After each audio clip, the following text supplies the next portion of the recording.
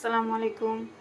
আমি আজকে কি বানাচ্ছি দেখেন, এখানে পুঁই শাক চিকন করে কেটে নিছি, আলুও চিকন করে নিছি।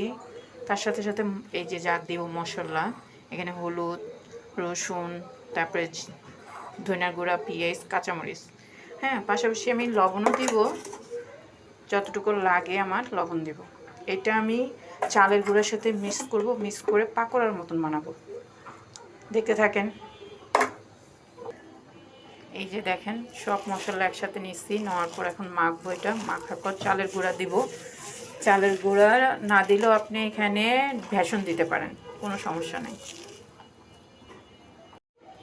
এই যে দেখেন, চালের গুঁড়া নিচ্ছি, এটার সাথে এটা মেশাবো এখন। তারপরে সুন্দর করে মেখে আমি পেঁয়াজু, যেটা বলে পেঁয়াজুর মতন ভাজবো মচমচা করে।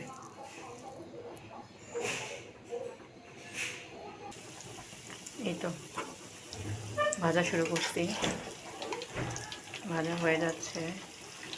বাদামি কালার হলে নামাবো। এই তো আমার ভাজা হয়ে গেছে। এটা আপনি সস দিয়ে খেতে পারেন, এমনিও খেতে পারেন, সমস্যা নেই।